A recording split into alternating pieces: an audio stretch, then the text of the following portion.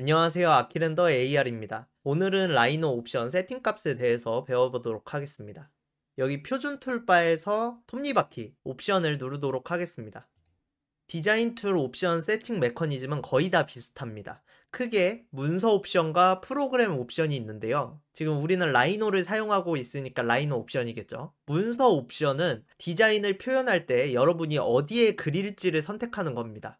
과거에는 컴퓨터로 표현할 수 없으니까 실제 종이에 그렸잖아요. 이때 A3 사이즈에 그릴 건지 A4 사이즈에 그릴 건지, 그리고 종이의 종류는 일반 인쇄지에 그릴 건지 모는 종이에 그릴 건지, 뭐 아니면 옐로우 페이퍼에 그릴 수도 있겠죠. 그래서 디지털로 표현할 때도 똑같이 스케치업이나 포토샵, 일러 등 디자인 툴을 시작하기 전에 템플릿을 먼저 고르는 것입니다. 이 템플릿을 선택할 때 일일이 매번 다 세팅값을 조절하기 번거롭잖아요. 그래서 많이 사용할 것 같은 세팅값을 레퍼런스 삼아서 대부분의 문서 속성이 결정되는 것입니다. 적어도 이제 우리 아키랜더 구독자분들은 디자인 툴을 시작할 때 왜 이런 템플릿을 고르라는지 다 이해하셨죠? 여기서 저와 같이 공간을 전공하시거나 가구 정도 크기를 다루는 분들은 보통 큰 개체 밀리미터로 작업하시는 것을 추천드리며, 주얼리와 같은 세밀한 작업을 하시는 분들은 작은 개체 밀리미터를 추천드립니다. 만약 시작할 때 체크를 못 하셨다면 파일에 새 파일 열기를 이용해서 이곳에서 템플릿을 적용하시면 됩니다. 그리고 다시 옵션 창을 열고 옵션 설명을 이어가도록 할게요. 옵션이 너무 많죠. 그래서 여러분한테 꼭 도움될 내용만 제가 몇 가지 언급하고 넘어가도록 하겠습니다. 가장 먼저 주석 스타일이 있을 건데요. 보시면 이미 우리가 템플릿을 큰 개체 밀리미터로 해놨기 때문에 그것에 맞는 스타일이 적용이 돼 있을 거고, 이쪽 좌측의 아랫바를 펼쳐보시면 이 주석 스타일이 뭔지 한번 봅시다. 그러면은 우리가 정확한 치수가 있는 모델링을 할 때 도면에 치수 표시를 꼭 하잖아요. 이런 것들의 크기들을 폰트는 뭘 쓸 건지, 높이는 어느 정도를 적용할 건지, 그런 것들이 적절한 크기로 이미 세팅이 돼 있는 겁니다. 그래서 여기 모델 스케일에 지금 100이라고 돼 있죠. 이 상태로 제가 간단히 박스를 어느 정도 크게 모델링을 해보도록 하겠습니다. 그런 다음에 나중에 여러분이 배우게 될 dim이라는 명령어를 이용해서 이렇게 치수를 표시를 하면 아까 정해놨던 주석 스타일에 맞춰서 이렇게 적용이 되는 것을 보실 수 있는데요. 옵션에서 스몰에 가보시면 모델 스케일이 45 정도로 표시가 돼 있잖아요. 그래서 주석 스타일에서 제가 스몰로 체킹을 하고 OK를 눌러보겠습니다. 그러면은 이 친구를 지우고 똑같은 명령어를 입력해서 했을 때 훨씬 더 작아졌죠. 그래서 어느 정도 스케일로 모델링 할 때 이 정도의 레퍼런스가 적당합니다 하고 라이노가 정해준 거고, 이것도 여러분이 적절한 값으로 수정을 그냥 수동으로 하셔도 됩니다. 그래서 나는 만약에 얘를 200으로 바꿀 거다 하면은 OK 누르시면 dim을 입력했을 때 훨씬 더 폰트가 커지죠. 만약 라이노에서 3D 모델링만 한다면 자주 사용할 옵션은 아니지만 간단히 치수를 표기하거나 도면 작업을 해야 된다면 주석 스타일도 변경할 일이 한 번쯤은 있을 거라고 생각이 듭니다. 그 다음엔 그리드입니다. 그리드는 다른 툴을 써보셨다면 익숙하실 텐데 지금 여기 있는 이 격자형 그리드가 바로 그 그리드입니다. 이쪽 하단에 보시면은 그리드 스냅이라는 게 있거든요. 이것을 누르시고 이렇게 선을 그리게 되면 이 그리드 안에 딱 잡혀서 도면을 작성하거나 모델링을 하실 수가 있습니다. 디스턴스 명령어를 이용해서 이 격자 하나의 길이를 재보면은 10mm라고 나오죠. 이 설정이 바로 여기서 그리드의 속성을 설정했기 때문에 저렇게 진행이 되는 겁니다. 그런 다음에 메쉬 설정이 있습니다. 이 설정도 여러분이 건드릴 일은 거의 없는데 아주 가끔 라이노 뷰포트를 캡처해서 PT를 해야 되는 상황에는 알아두시면 좋아서 간단히만 소개하고 넘어가겠습니다. 제가 여기에 구체 하나를 만들어 보도록 하겠습니다. 이것을 설정창에서 제가 좌측으로 극단적으로 낮춰보도록 하겠습니다. 그런 다음 OK를 누르시면 우리는 분명히 완벽한 구체를 모델링을 했는데 지금 컴퓨터상 프리뷰에는 굉장히 다각형스러운 폴리곤 형태로 표현이 됐죠. 그래서 이렇게 낮춰진 상태에서 진행을 하시게 되면 좀 모델링이 잘못된 것처럼 느껴지실 수도 있겠죠. 다만 이렇게 폴리곤 개수를 낮춰서 표현을 하시게 되면 컴퓨터가 계산하는 양이 줄어드니까 당연히 모델링에서 렉이나 이런 것들이 줄어들 수는 있습니다. 그런데 아마 이런 기능이 있던 것도 몰랐던 사람들이 많을 거예요. 보통 평범한 상황에서는 건드리지 않고 이런 설정들은 좌측 하단에 보시면 디폴트 값으로 돌리는 기능들이 다 있을 거예요. 그래서 내가 사용을 하다가 다시 디폴트 값으로 돌리고 싶다 하면 좌측 하단을 쳐다보시기 바랍니다. 내가 만약에 문서 속성 중에 딱 하나만 배우고 싶다 하시면은 단위만 보시면 될 것 같습니다.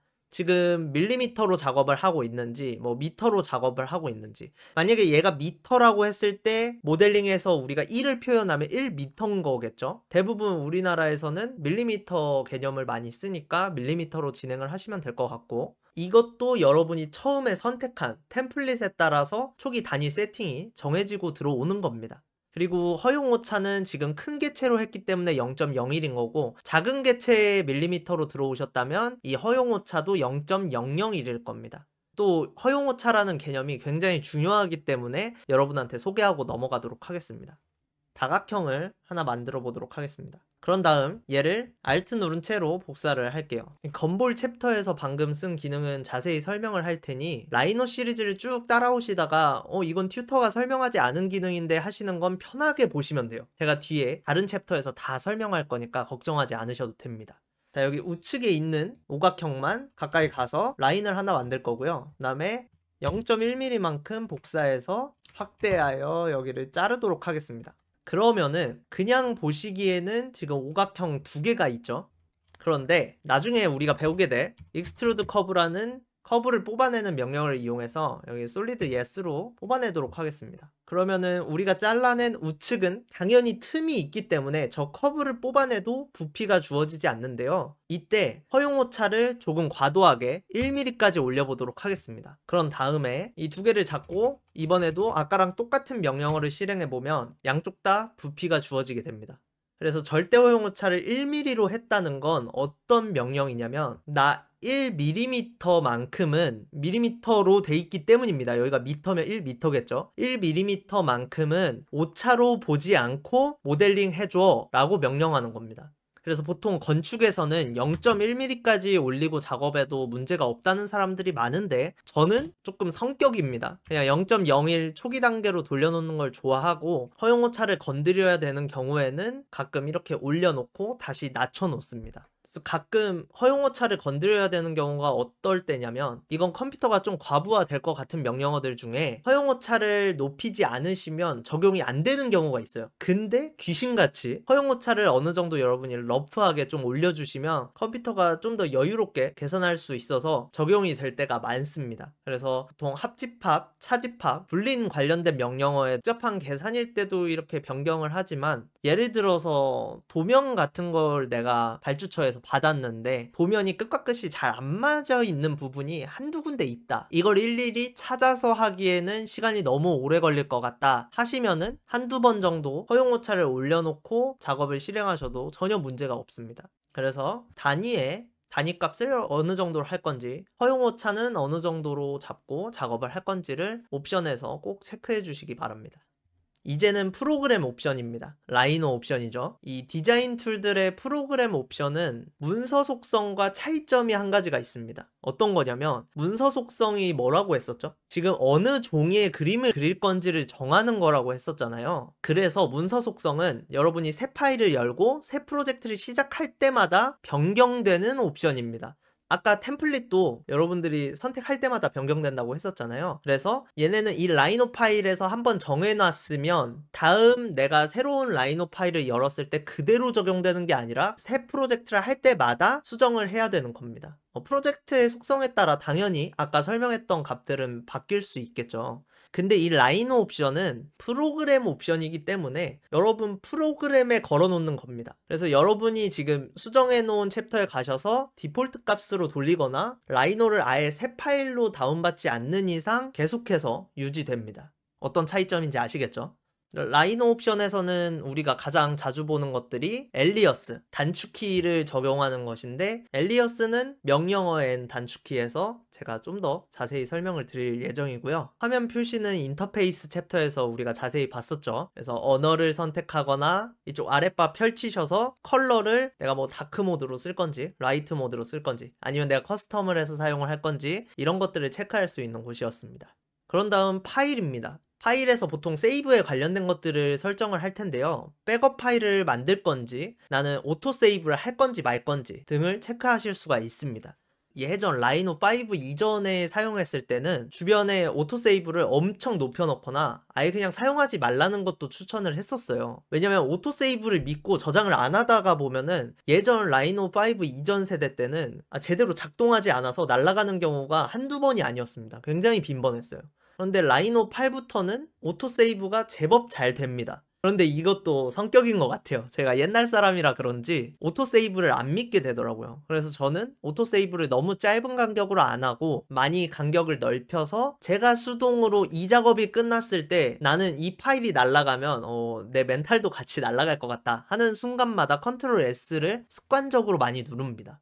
그럼 이제 궁금하실 텐데 무조건 짧게 하고 수동으로도 많이 하면 되지 않나요? 하실 수도 있어요. 근데 이것도 컴퓨터 사양에 따라 저장 간격 추천 시간이 달라지는데 제가 여러분 마감 모델링 솔루션 해드리려고 받아보면 1, 2기가 넘는 파일들도 굉장히 많거든요. 그런 파일들은 한 번 저장할 때마다 내 컴퓨터 사양이 굉장히 안 좋으면 길게는 30초에서 1분까지 걸리실 수도 있어요. 그래서 내가 20분 작업하면서 1분씩 계속 저장을 한다? 근데 오토세이브를 못 믿고 수동 저장까지 누른다? 그러면 10분의 1이 작업 시간이 날아가죠. 그래서 또 효율이 안 나올 수도 있습니다. 그런데 내 컴퓨터 사양이 엄청 좋아서 저장하는데 뭐 1, 2초 만에 된다 하시면은 오토세이브는 짧으면 짧을수록 좋겠죠. 이것도 여러분들이 잘 판단하셔서 선택을 하시면 될 것 같습니다.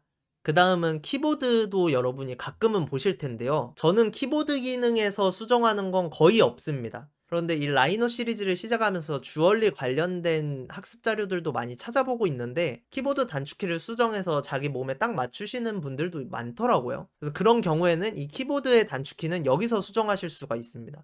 그리고 아까 설명드렸던 엘리어스는 보통 우리가 사용할 이 툴바의 명령어들을 어떤 단축키로 쓸지를 정하는 곳입니다. 그 다음은 모델링 보조 기능입니다. 보통 모델링 보조 기능도 저는 잘 수정을 안 하는데 라이노 사용자들이 자주 변경하는 부분은 이쪽 스냅의 각도입니다. 기본적으로 스냅이 잡혀있는 건 90도여서 제가 라인을 하나 그려볼 텐데 이 친구를 그릴 때 Shift를 누르시면 이렇게 90도로 스냅이 잡히는 것을 보실 수가 있습니다. 그런데 만약에 이 모델링 보조 기능에서 여기를 45도, 30도 이런 걸로 바꾸시면 이렇게 잡히는 게 45도에서도 한번 잡힙니다.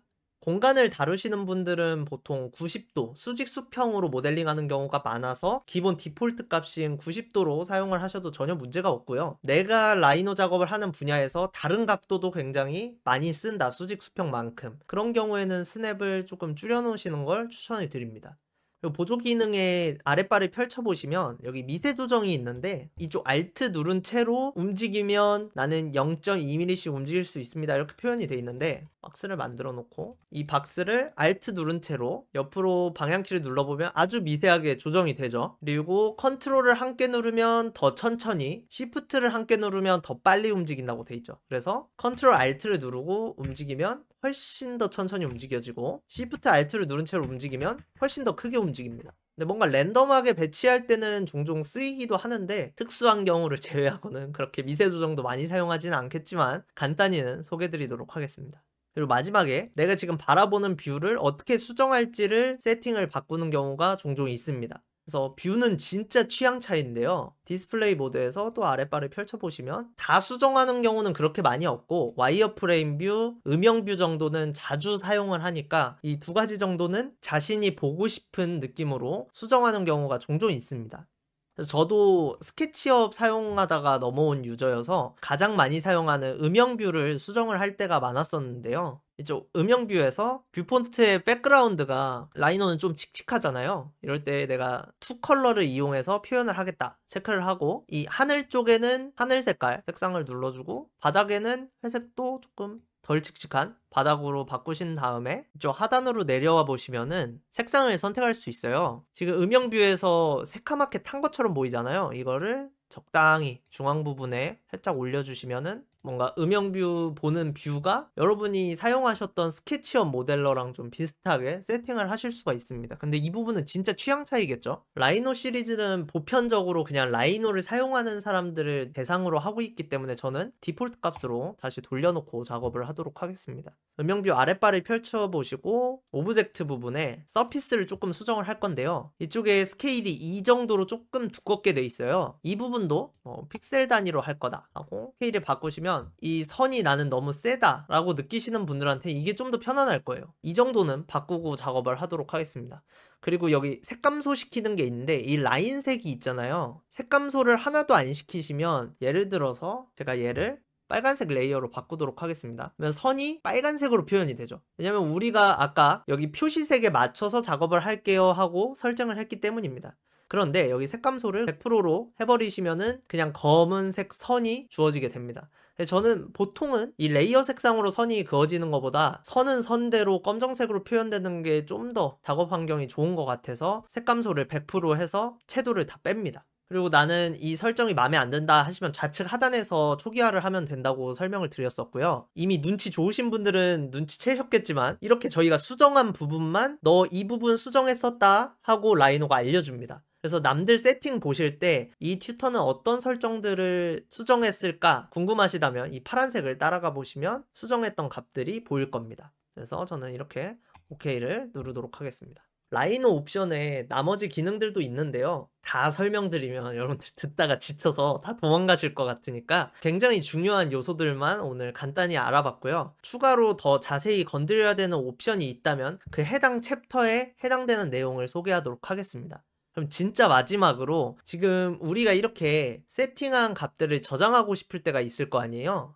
그 기능은 이쪽 톱니바퀴 아랫바를 펼쳐보시면 여러가지 기능들이 있는데 여기 딱 봐도 톱니바퀴를 어떤 폴더에 집어넣고 있는 그림이 있잖아요. 여기서 좌측 클릭은 익스포트 내보내는 거고요. 우측 클릭은 내보냈던 파일을 불러들이는 겁니다. 그래서 제가 지금 설정해 놓은 거를 좀 더 여러분이 인식하기 편하게 아까 음영뷰 부분만 투 컬러로 바꿔서 설정을 세팅을 하도록 하겠습니다. 그런 다음에 좌측 클릭으로 실습이라는 폴더에 1번으로 내보낼게요. 저희가 내보낸 세팅이 지금이랑 똑같을 거 아니에요? 디폴트 값으로 다 돌리겠습니다. 나 OK를 눌러볼게요. 그러면은 지금 음영뷰인데도 아까 디폴트 값이랑 똑같은 화면이 나오게 되겠죠. 그런데 여기 톱니바퀴 아랫바 펼쳐보시고 우측 클릭 임포트를 시킨 다음에 여기 실습에서 1번 파일이 있죠. 이것을 열기 하시면 어떤 것들을 갖고 올래 하고 체킹이 됩니다. 셀렉트 all을 눌러서 다 체크하시고 가져오시면 되고 아니면 일정 속성만 갖고 오고 싶으시면 그 속성만 체크하셔서 갖고 오신 다음에 OK를 누르시면 됩니다. 옵션에 들어가 보시면 음영뷰에 우리가 서피스 색감소 100%에 픽셀 1로 적용한 것들이 그대로 다 들어가 있습니다.